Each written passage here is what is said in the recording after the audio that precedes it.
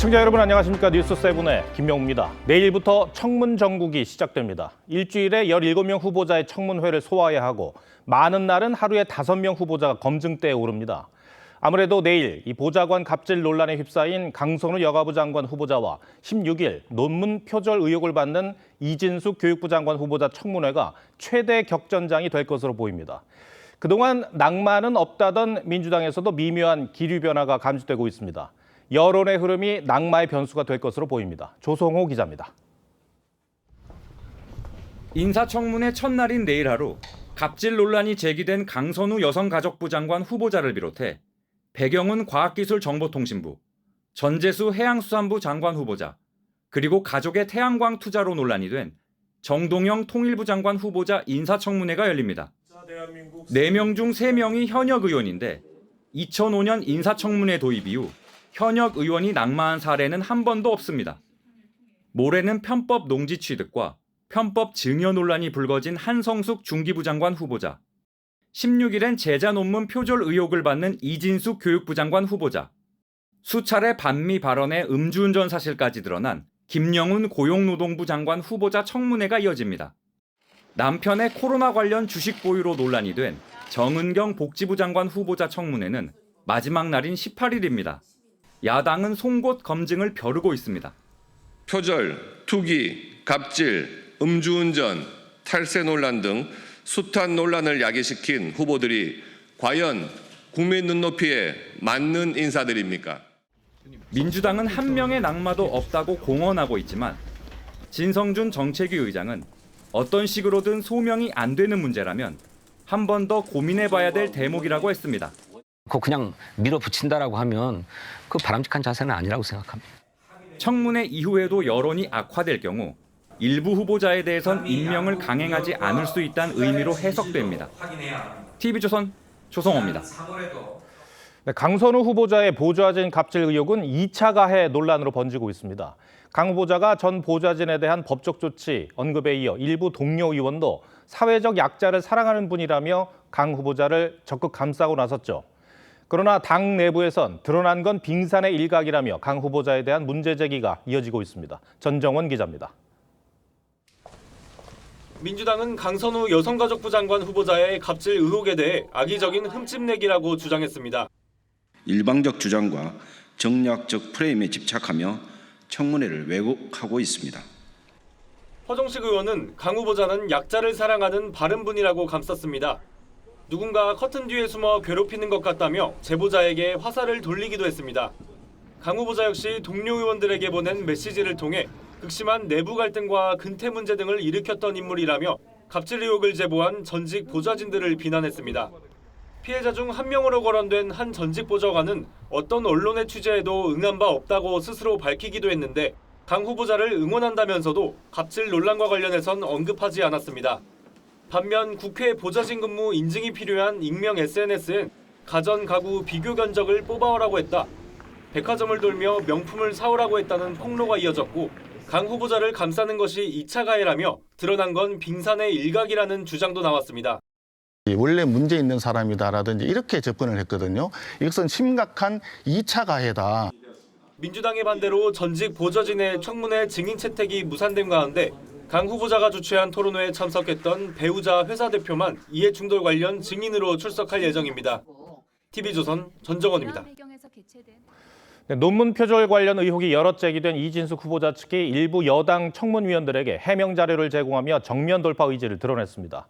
실질적 저자는 자신이라며 논문 가로채기 의혹 등을 부인했는데 학계에선 이 후보자의 항변을 납득할 수 없다는 반응이 나옵니다. 신경희 기자입니다. 이진숙 교육부 장관 후보자는 자녀의 불법 유학 의혹에만 국민 눈높이에 맞지 않아 송구하다고 사과했습니다. 언론에서 제기된 제자 논문 표절과 중복게재 등 의혹들에 대해선 청문회에서 소명하겠다는 답변만 반복했습니다. 그런데 지난 7일 이 후보자 측이 민주당 청문위원들에게만 표절 의혹과 관련된 입장이 담긴 참고 자료를 제출한 것으로 파악됐습니다. 이 후보자는 해당 자료에서 제자의 석사 논문과 학술지 발표 논문의 유사도는 13%로 별개의 논문이라며 표절 의혹을 부인한 걸로 전해졌습니다. 학술지 논문의 실질적 저자는 기여도가 큰 자신이란 주장도 담긴 걸로 알려졌습니다. 해당 자료는 야당 청문위원실엔 제공되지 않았습니다. 하지만 학계에선 유사도가 10%만 넘어도 표절로 볼 수 있다는 지적이 나옵니다.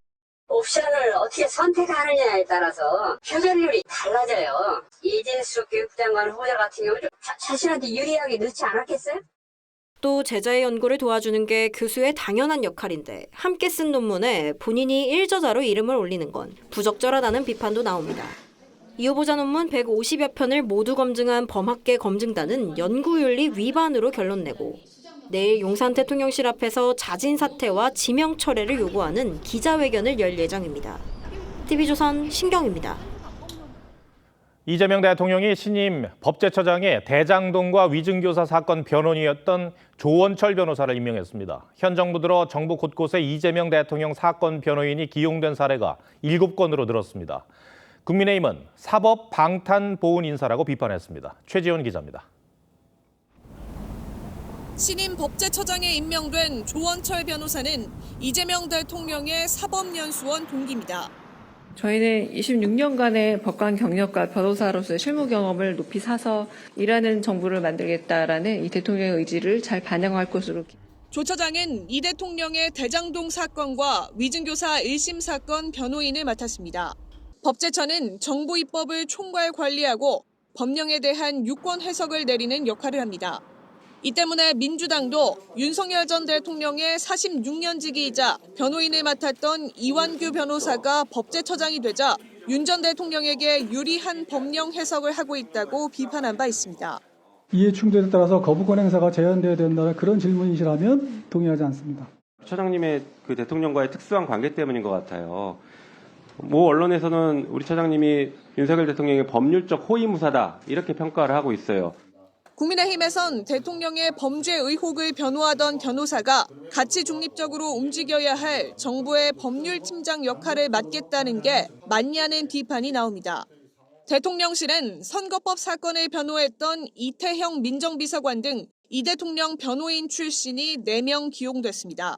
대북 송금 사건을 변호했던 김희수 변호사가 국정원의 실질적 2인자인 기조실장에 임명되는 등 현 정부 내 이 대통령 변호인 출신 인사는 7명으로 늘었습니다.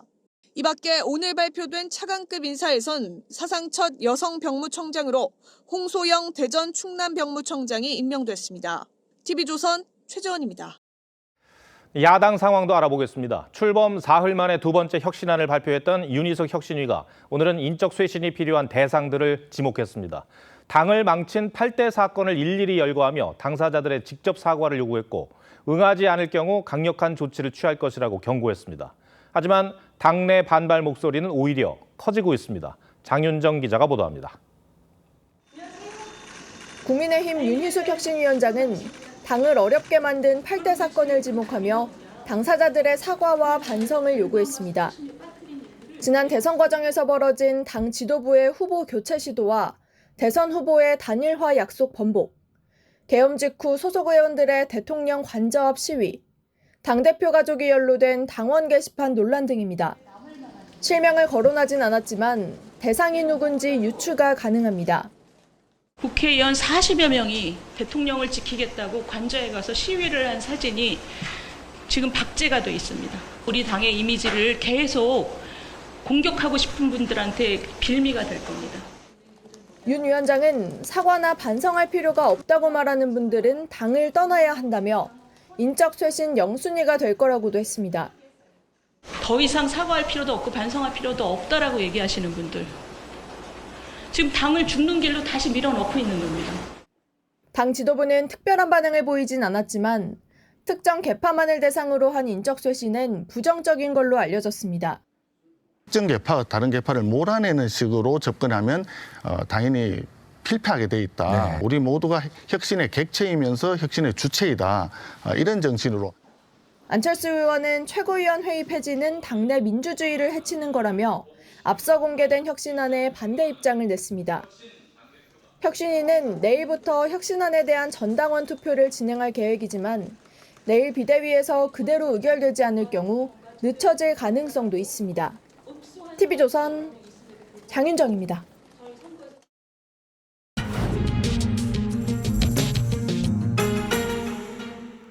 네, 이재명 정부가 인수위 없이 출범한 걸 감안해도 일주일에 17명 후보자의 인사청문회가 열리는 건 매우 이례적입니다. 여야가 대치 중인 인사검증 국면, 오늘 뉴스더에서 정치부 이채림 기자와 짚어보겠습니다. 여권이 청문회 무력화 작전을 펴고 있다라고 국민의힘이 비판을 했던데 무슨 의미인가요? 네, 후보자들이 자료도 늑장 제출을 하고 여당은 증인 협의를 해주지 않으면서 제대로 된 검증을 막고 있다는 겁니다. 야당에 따르면 강선우 후보자의 경우 여야 요구 자료 200여 건 가운데 38%만 제출을 했는데 그마저도 개인정보라 답변할 수 없다는 내용이 다수였다고 합니다. 일부 의원실에서는 청문회를 3개를 한꺼번에 준비하는 경우도 있는데 자료 제출까지 늦어지다 보니 확인할 시간도 없다고 하고 있습니다. 네. 근데 어쨌든 이제 강선우 후보자 청문회가 가장 격렬할 것 같은데 여러 가지 갑질 논란뿐만 아니라 그 증인 채택이 안 된 것도 논란이 되고 있죠. 네, 여당의 거부로 이 갑질 논란 관련 증인 채택이 무산이 되면서 이 갑질 의혹에 대해선 강 후보자의 일방적인 설명만 듣게 된 겁니다. 배우자의 태양광 사업 관련 의혹을 받고 있는 정동영 통일부 장관 후보자 청문회 역시 여야 협의가 이루어지지 않아서 증인 없는 청문회가 될 예정입니다. 여소야대 시절 민주당이 증인과 참고인을 대거 채택했던 것과는 대조적인데 한덕수 전 총리 청문회에는 한 후보자가 재직했던 기업 관계자 등 13명이 증인과 참고인으로 출석했고요. 이진숙 방통위원장 청문회에는 증인 26명, 참고인 47명이 무더기로 채택되기도 했습니다. 알겠습니다. 이 과거 정부에서 일기 내각 후보자가 낙마하지 않은, 그러니까 전원 통과한 사례는 없죠? 네, 국무위원 후보자 전원이 인사청문회 대상이 된 게 2005년부터입니다. 이후로 최소 3명은 낙마했었습니다. 윤석열 정부의 첫 교육부 장관 후보자였던 김인철 후보자, 자녀의 유학 장학금을 둘러싼 아빠 찬스 의혹 등으로 지명 20일 만에 자진 사퇴했습니다. 학자 출신 임명이 많다 보니 역대 정부에서도 특히 교육부 장관 후보자의 낙마가 많았는데요. 노무현 정부 이후 교육부 장관 후보자가 사퇴하거나 지명 철회한 경우 5명이었습니다. 네, 국민의힘 상황 알아보겠습니다. 윤희숙 혁신위원장이 인적 쇄신 대상을 지목을 했는데 대상자가 모두 몇 명이나 되나요? 네, 교집합을 빼고 보더라도 국민의힘 의원의 절반 정도가 해당할 걸로 보입니다. 직접 대상자 이름을 거론하진 않았습니다만 대선 후보 말바꾸기 논란은 김문수 전 후보, 당대표의 당원 게시판 의혹은 한동훈 전 대표를 겨냥한 걸로 보입니다. 윤 전 대통령 관저앞 집회에 나섰던 의원 40여 명도 지목을 했는데 여기에 송원석 비대위원장도 참여를 했었습니다. 사실상 당권 도전에 나설 가능성이 큰 인물들과 현 지도부에까지 모두 사과를 요구한 셈이 된 겁니다. 근데 당내 공감대는 있습니까? 네, 비대위 등 지도부와의 사전 교감 없었던 걸로 파악이 됐고요. 윤 위원장은 당사자들에게 직접 연락은 않겠다면서 해당이 된다고 생각하면 사과를 해서 당의 혁신을 도와달라고만 했습니다. 사실상 이 상대 측에 공을 던진 건데요. 워낙 거론된 대상들이 계파와 무관하게 광범위하다 보니까 구주류에서는 구 여권 내 갈등 상황에는 친한계의 잘못이 더 크다 이런 입장이고요. 친한계에서는 이미 수면 아래로 가라앉은 당원 게시판 논란을 또 꺼냈다면서 양측 모두 받아들이지 못하는 상황입니다. 이 내놓는 혁신안마다 반발이 적지 않은데 관철이 되겠습니까? 네, 앞서 리포트에서 전해드렸듯이 혁신위는 이 논의 내용들을 전당원 투표에 붙이겠다는 계획인데 비대위 의결이 될지, 그래서 실제 투표에 붙여질지도 지켜봐야 할 것 같습니다. 과거와의 단절을 위해 또 쇄신을 위해 사과가 필요하다는 측면에선 공감하는 당원들이 적지 않을 겁니다. 다만 너무 광범위하게 사과할 대상을 지목하면서 당사자들이 수긍할지 현재로선 미지수인데요. 당사자들이나 당 지도부 등과도 사전적으로 교류를 하면서 좀 더 정교하게 접근했어야 하는 게 아니냐 이런 지적도 나오고 있습니다. 네, 이채림 기자 잘 들었습니다.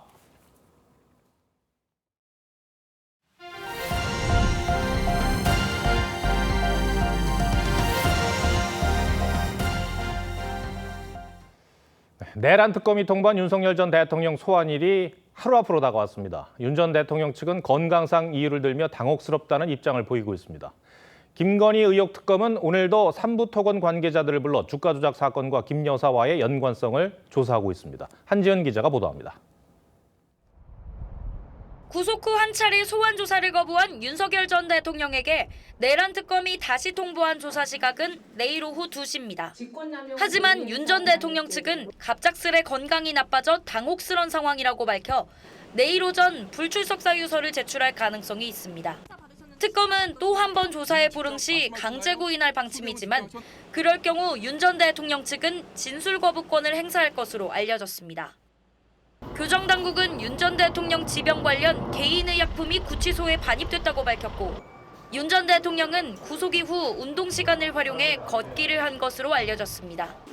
김건희 특검팀은 삼부토건과 함께 우크라이나 재건 사업을 추진할 것처럼 속여 주가를 조작한 혐의를 받는 웰바이오텍 회장 이모 씨와 전 대표 구모 씨를 소환했습니다. 특검팀은 시세 조정 과정에 김 여사가 관련되어 있는지 추궁하는 것으로 알려졌습니다. 우크라이나 재건 포럼 참석하게 된 경위가 어떻게 되십니까? 해병대원 특검팀은 임성근 전 사단장 구명 로비 의혹에 연루된 송호종 씨 자택을 어젯밤 압수수색했습니다. TV조선 한지은입니다. 열흘 전 부산 아파트에서 연이은 전기 화재로 어린 자매 4명이 숨지는 안타까운 일이 있었죠. 부산에서 또다시 스프링클러 없는 오래된 아파트에서 불이 나 80대 어머니와 50대 아들이 목숨을 잃는 참변이 벌어졌습니다. 뜨거운 여름, 화재 사고에 대한 각별한 주의가 필요합니다. 김준석 기자입니다. 연기가 쉴 새 없이 뿜어져 나오는 난간에서 이 집의 작은 아들인 50대 남성이 가까스로 구조됩니다. 을 잃은 50대 큰아들은 심폐소생술을 받으며 이송됐지만 숨졌습니다. 함께 있던 80대 어머니도 목숨을 잃었습니다.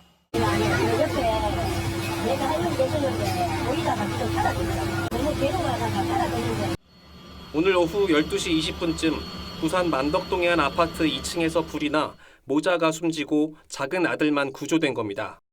호수로는 1층인데 높이가 3m가 넘어요. 그러니까 뛰어내릴 수도 없고.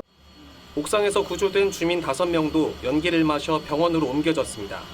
스프링클러도 설치돼 있지 않아 피해가 컸습니다. 화재가 난 곳은 2006년 준공된 지상 15층 아파트로 준공 당시 스프링클러 설치는 의무가 아니었습니다. 화재 원인은 조사 중입니다. 준수가 됐기 때문에 뭐라 판단을 지금 할 수 있는 건 없습니다. 감식을 좀 정확하게 해봐야 될 것 같습니다.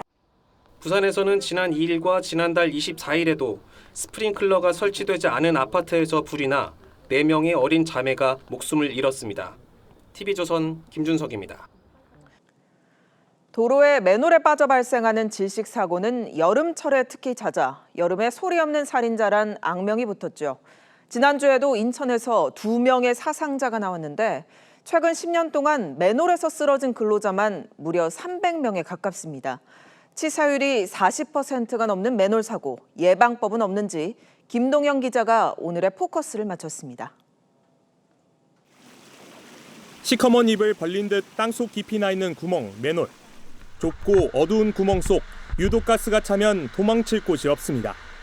지난 6일 인천에서는 맨홀 속에 작업자 2명이 들어갔다 1명이 숨지고 다른 1명은 중태에 빠졌습니다. 일산화탄소와 황화수소가 검출되었습니다.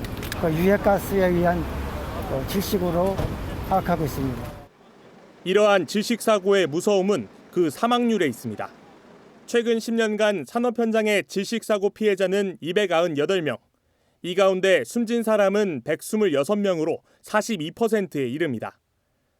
추락 등 다른 일반 산재 사망률 0.98%보다 40배 이상 더 높은 겁니다.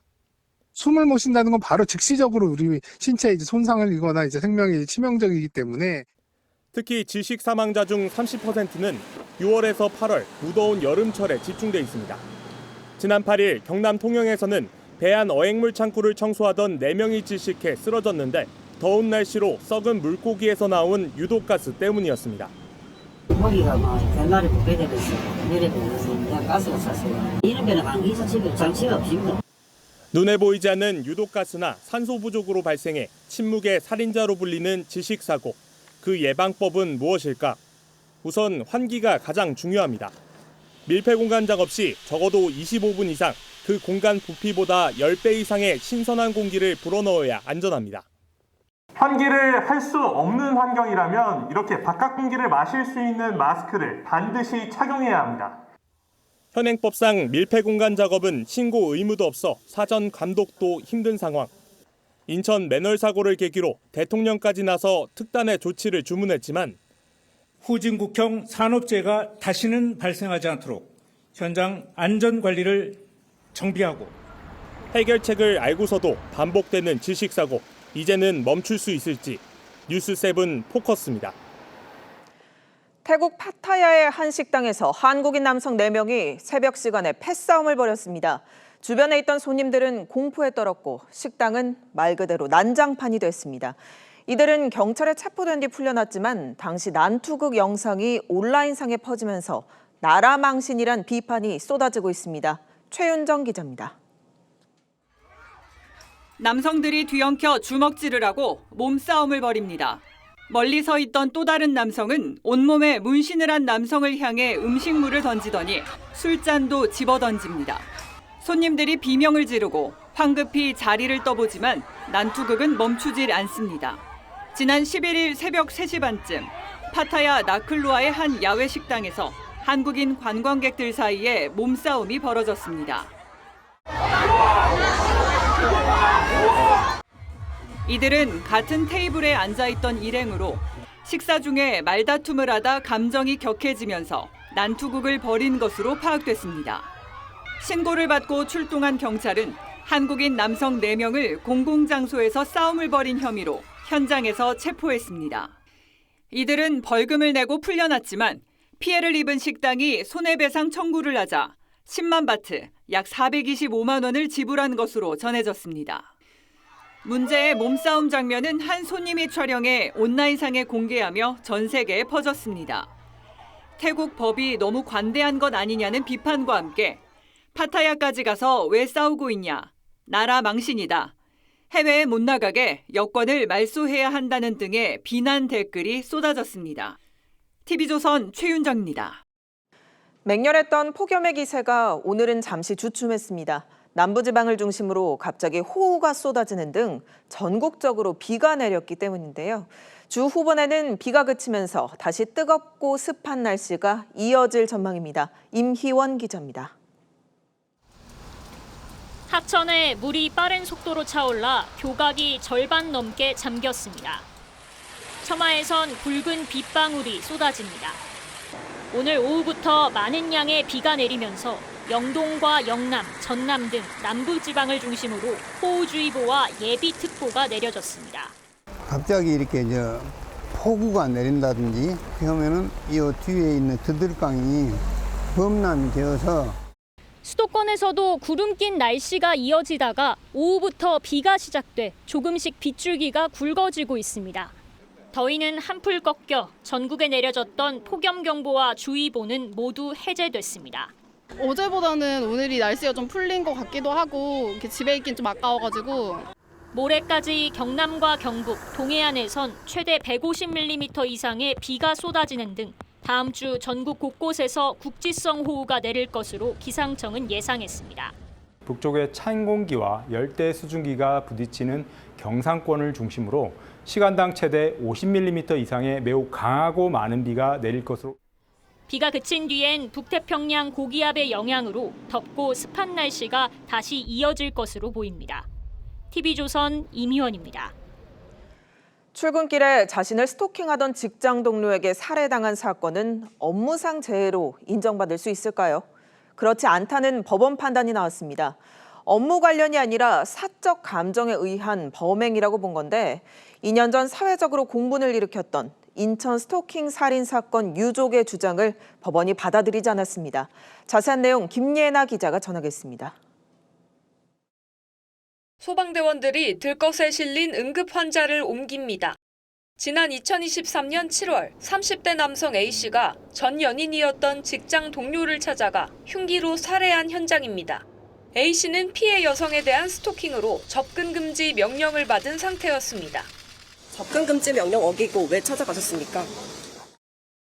피해 여성의 어머니까지 크게 다치고 어린 딸은 범행 현장을 목격해 사회적 공분이 일었고 A씨는 지난해 대법원에서 징역 30년형의 확정 판결을 받았습니다.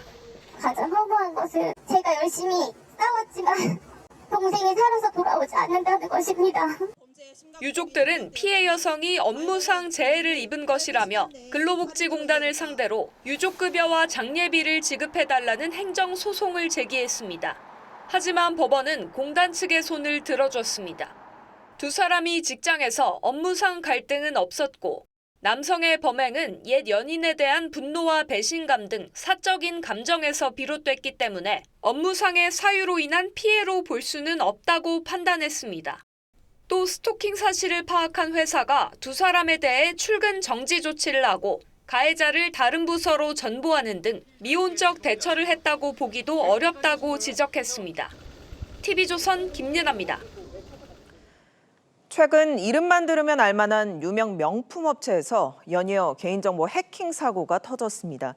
한두 푼이 아닌 비싼 값을 치르고 명품을 샀는데 허술한 보안 때문에 개인정보가 유출됐다면 소비자 입장에선 분통이 터질 수밖에 없는데요.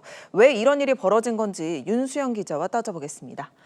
네, 윤 기자, 구체적으로 어떤 브랜드에서 이 유출 사고가 발생했습니까? 네, 지금 보시는 게 이 루이비통 코리아 홈페이지에 올라온 공지문입니다. 누군가 루이비통 시스템에 접근을 했고 이로 인해 고객의 일부 정보가 유출된 게 확인됐다고 적었습니다. 루이비통 코리아 측은 고객 이름과 성별, 국가, 전화번호, 이메일 주소 등이 유출됐지만 이 금융 정보는 포함되지 않았다고 밝혔습니다. 앞서 디올과 티파니, 까르띠에와 태그 호이어 등 다른 명품 브랜드들도 해킹에 의해 고객들의 개인정보가 유출이 됐습니다. 이들 업체들 모두 유출 시점과 인지 시점 사이에 최소 한 달에서 많게는 2년 넘게까지 차이가 나고 있습니다. 해킹 사실조차 모르고 있던 사이에 고객들은 자신의 정보가 새나가고 있는지도 모르고 있었습니다. 네, 모두 비싼 가격대 명품 브랜드들인데 왜 이런 일이 발생한 겁니까? 네, 일단 해당 명품 브랜드들은 국내 지사에서 내부 정보 보안 책임자나 데이터 센터 등을 갖추지 않고 있습니다. 대신 외부 위탁 클라우드 서비스에 의존해 고객 정보를 관리하고 있는데요. 그마저도 이 비용을 아끼려다 보니 해킹에는 속수무책이었던 걸로 추정이 되고 있습니다. 2단계 인증을 하는 경우에는 추가적인 요금을 요구하고 있기 때문에 기본적인 보안 설정의 미비로 인해서 해커들이 공격을 해서 그 계정을 탈취하고 그다음에 그 계정이 접근할 수 있는 정보를 이렇게 유출해 나가는. 그럼 이번 유출 사고에 대한 조사는 어떻게 진행되고 있나요? 네, 이 명품 업체들의 개인정보 유출 사고에 대해선 현재 개인정보보호위원회가 조사 중입니다. 조사 결과에 따라 과태료는 물론 매출의 최대 3%까지 과징금을 내릴 수 있습니다. 이런 문제를 보다 근본적으로 해결할 수 있는 방법은 없을까요? 네, 이 글로벌 명품 브랜드들은 우리나라 시장에선 영업 대리만 하고 있습니다. 때문에 이런 문제가 터지면 해외 본사에 보고해서 조치를 기다려야 하는 상황입니다. 이런 문제점 때문에 오는 10월부터는 개인정보보호법에 따라 전년도 국내 매출이 1조 원 이상이거나 이용자가 일평균 100만 명 이상인 외국계 기업은 개인정보 관리를 책임지는 국내 대리인을 지정해 공개해야 합니다. 하지만 대리인이 법적 책임까지 지는 건 아니고 대리인을 지정하지 않을 경우 5천만 원 과태료만 부과됩니다. 이 실효성이 있을까 우려가 여전한 만큼 보다 실질적인 대책이 필요하다는 게 전문가들의 지적입니다.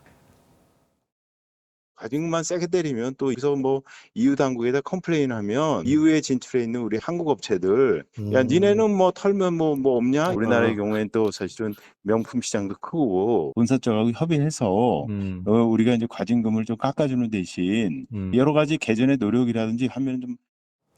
네, 이 해외 명품 업체들이 한국에서 벌어들이는 수입만 해도 상당한데 그 이익에 걸맞는 개인정보 보호 시스템 구축 필요해 보입니다. 윤 기자 잘 들었습니다.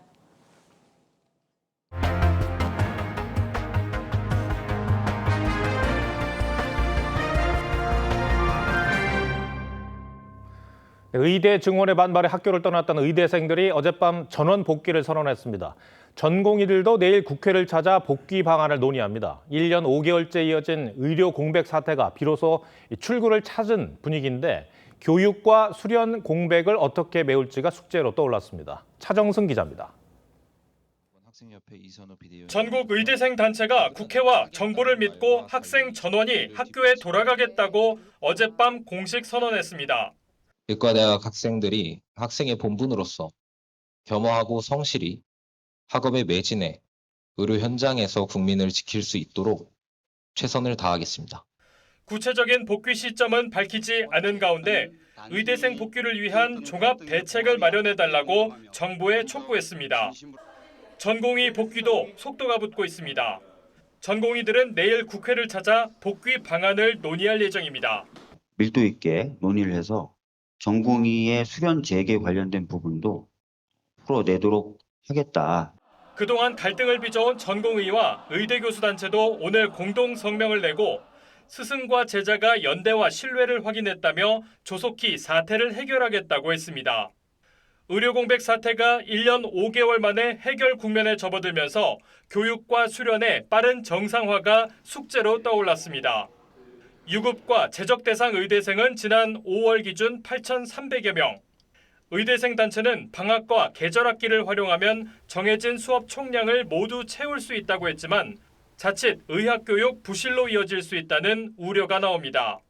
유급과 재적 조치를 완화할 경우 특혜 논란과 함께 이미 복귀한 학생들과의 형평성 문제도 불거질 수 있습니다. 또 전공의들은 취업을 하거나 수련을 포기한 경우도 잇따라 의료 공백 이전 상태를 회복하기는 힘들 거란 관측도 나옵니다. TV조선 차정승입니다.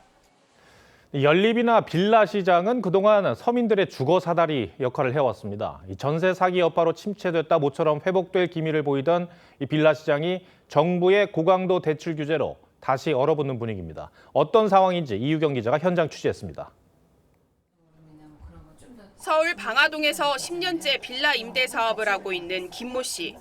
기존 세입자들에게 전세 보증금을 내줘야 하는 역전세난 때문에 빌라 4채를 팔고 대출까지 받았습니다.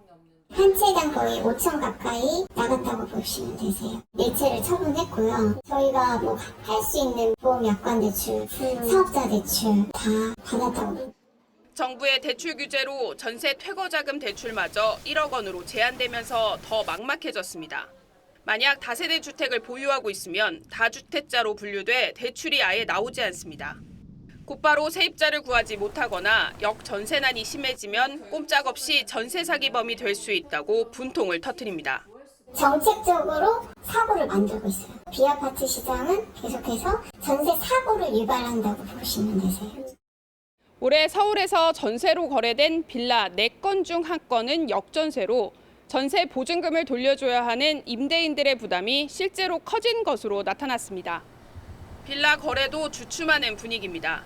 정부가 아파트뿐 아니라 다가구 다세대 담보대출도 6억 원으로 틀어막았기 때문입니다. 빌라 매매가 거의 끊겨있는 상태입니다. 대출 문제도 거의 취소되고 막 그러죠.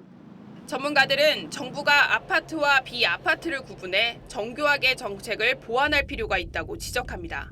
전세 수요가 아파트로 이동하면서 비아파트 전세 시장은 매우 위축이 된 상황인데요. 이번 대출 규제로 서민주거 안정에 부작용이 생기지 않도록 모니터링을. 임대인협회는 오는 17일 정부의 대출 규제에 항의하는 집회를 열 예정입니다. TV조선 이유경입니다.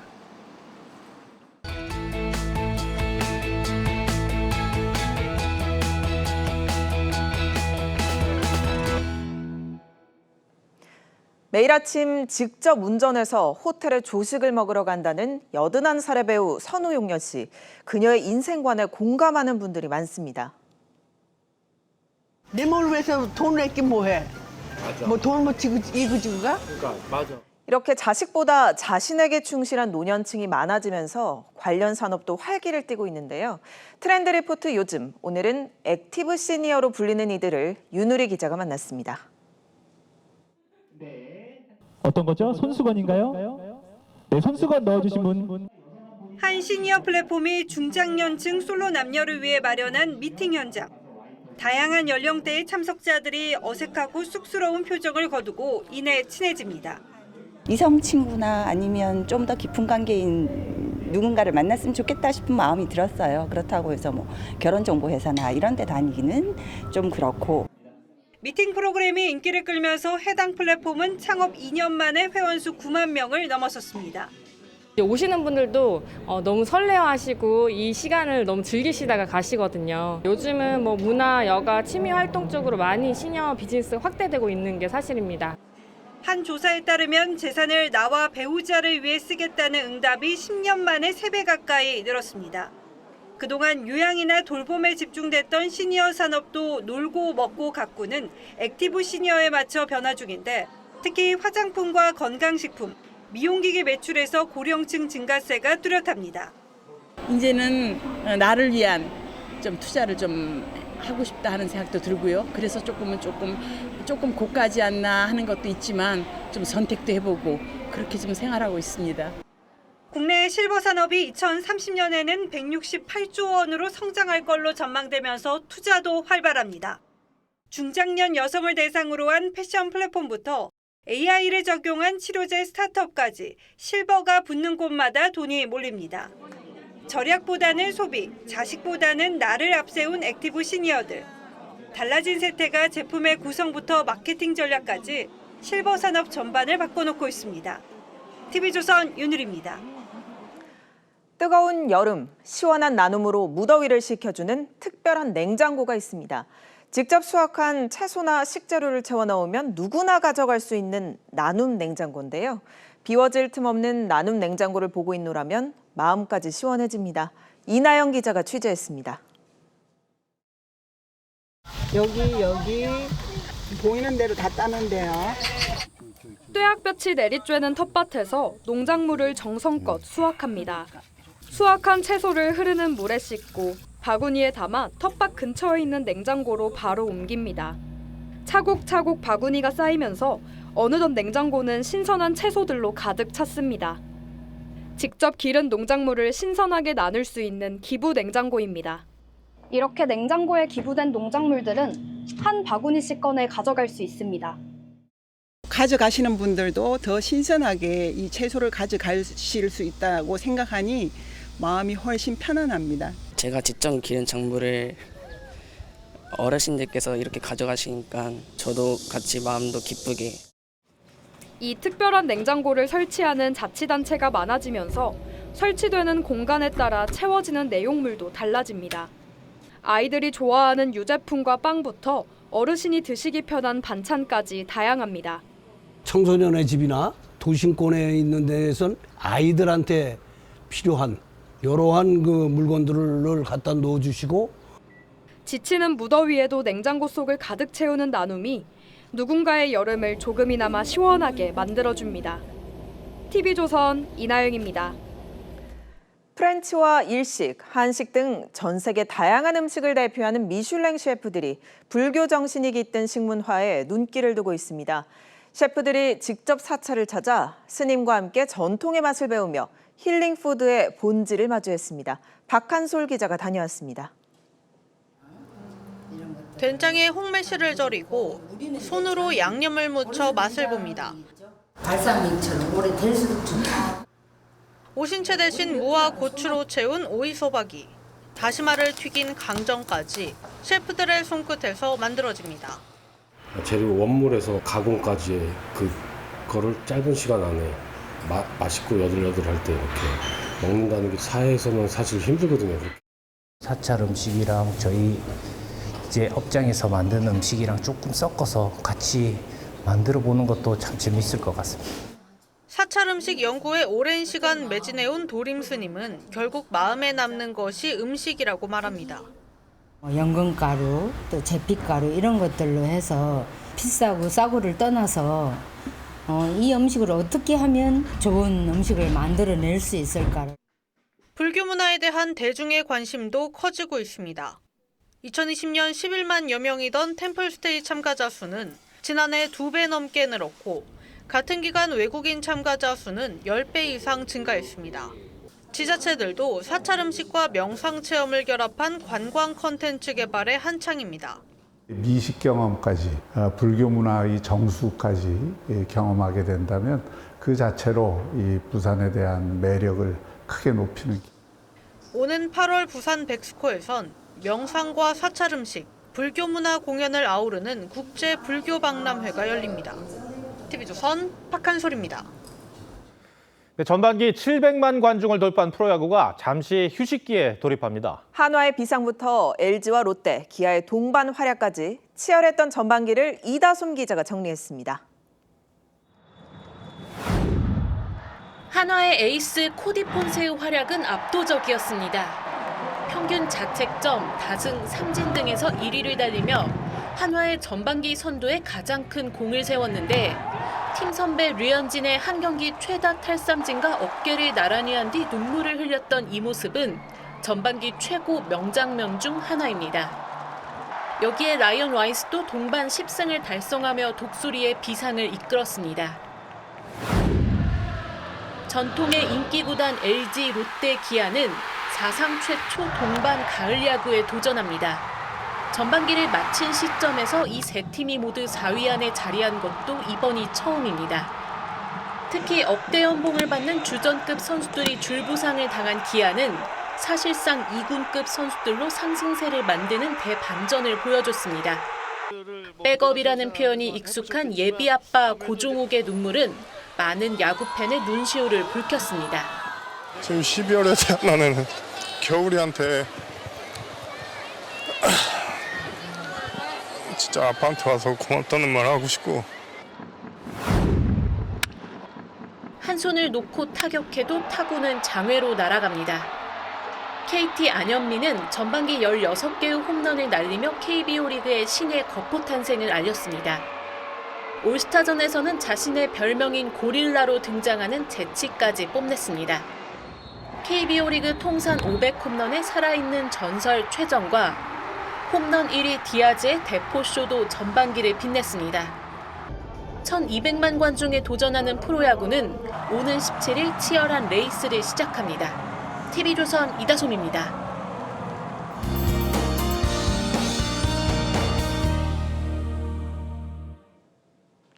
폭염을 뒤로하고 비가 내립니다. 낮 동안 제주와 호남을 중심으로 많은 비를 뿌렸는데요. 현재 전국 곳곳에 비가 확대되고 있습니다. 호남과 영남 일부 지역에는 호우특보 발효 중이고요. 앞으로 그 밖의 지역으로도 확대될 가능성이 있겠습니다. 모레까지 강수량 보시면 남부지방과 강원 영동에 최대 100에서 150mm가 넘는 많은 비가 내리겠고요. 그 밖의 지역에도 적지 않은 비가 내리겠습니다. 곳곳에 시간대별로 비가 집중될 텐데요. 특히 내일 새벽까지 경남 남해안과 경북 동해안에 시간당 최대 70mm의 물폭탄이 떨어지겠습니다. 피해 없도록 각별한 대비하시기 바랍니다. 내일 전국 대부분 지역에 바람이 강해서 시설물 관리 잘 해주셔야겠는데요. 순간풍속 초속 15에서 20m가 넘는 돌풍이 몰아치겠습니다. 비가 내리면서 전국의 폭염은 누그러지겠습니다. 내일 아침 기온 서울이 23도로 시작해서 한낮에는 서울과 청주 29도, 대구 30도가 예상됩니다. 비는 주말까지 내렸다 그치기를 반복하며 이어지겠습니다. 날씨였습니다. 7월 13일 일요일 뉴스7 마치겠습니다. 시청해주셔서 고맙습니다.